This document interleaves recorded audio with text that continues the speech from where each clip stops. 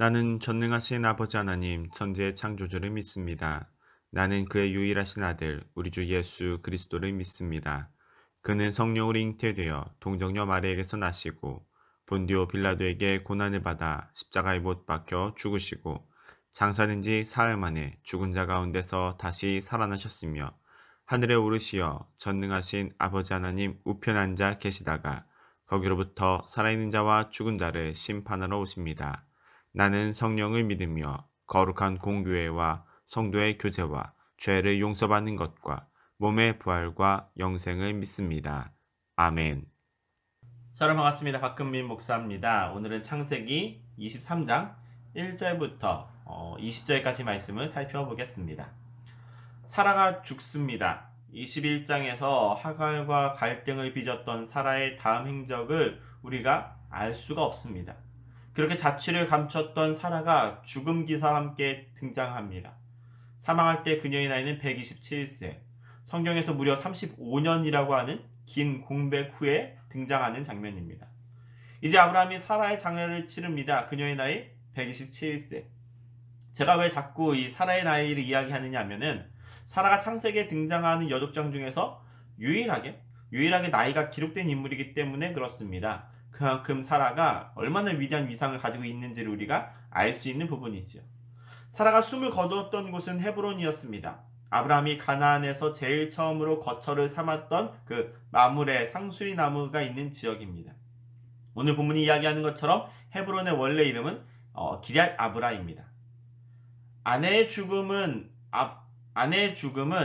아브라함을 애통하게 하고 울게 만들었습니다. 그리고 이제 사라를 매장할 묘지를 매입하기 위해서 아브라함이 해쪽 속을 만납니다.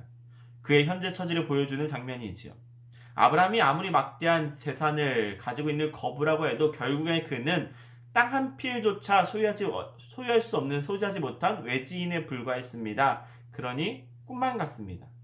아내를 매장할 땅조차 소유하지 못한 그가 가나안 땅을 유업으로 받게 된다라고 하니까 이건 사실 상상이 되지 않는 정말 꿈과 같은 이야기입니다. 그럼에도 불구하고 아브라함은 기대합니다. 하나님께서 이것을 하실 겁니다. 이루실 겁니다. 도무지 상상할 수 없었던 아들 이삭을 그가 얻게 된 것처럼 신실하신 하나님은 결국 그 약속을 이행하십니다. 본문 말씀 6절입니다. 우리 함께 읽어보겠습니다. 내 주여 들으소서. 당신은 우리 가운데 있는 하나님이 세우신 지도자이시니 우리 묘실 중에서 좋은 것을 택하여 당신의 죽은 자를 장사하소서.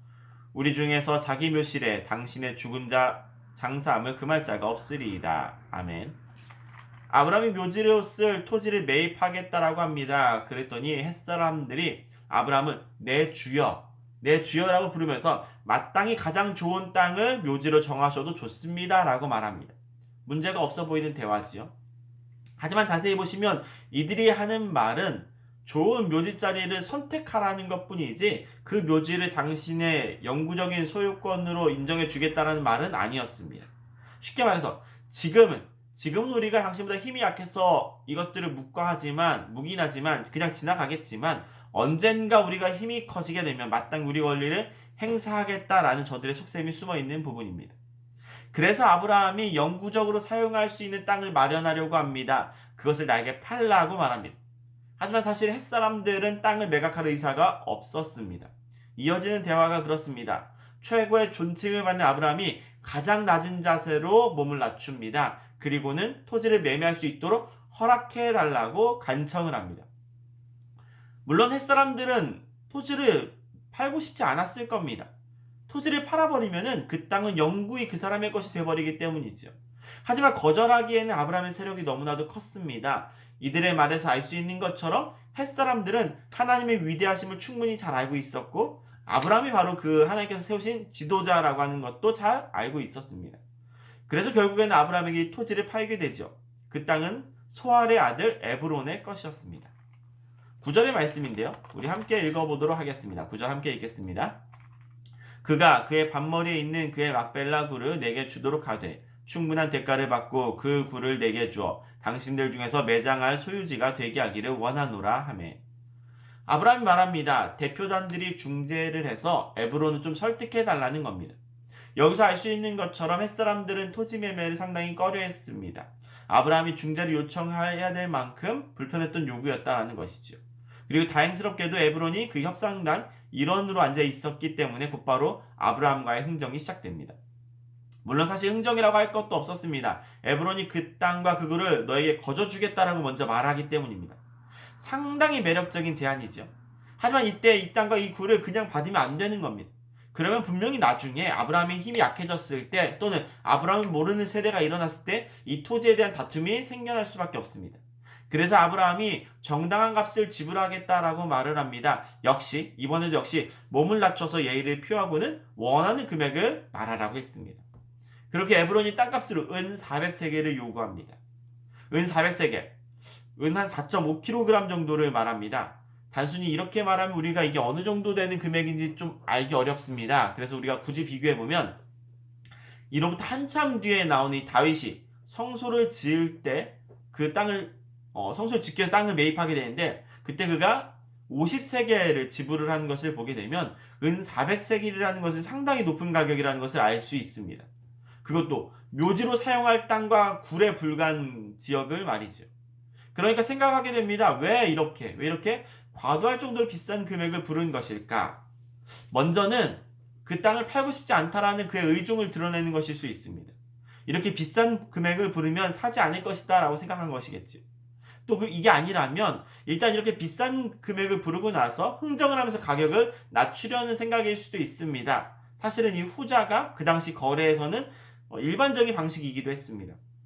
그런데 놀랍게도 아브라함이 이 터무니없이 높은 금액을 그대로 받아들입니다. 그는 그 자리에서 은 400세겔을 지불했습니다. 사랑하는 화랑교회 성도 여러분, 하나님의 약속을 신뢰하는 사람은 돈의 노예가 되지 않습니다.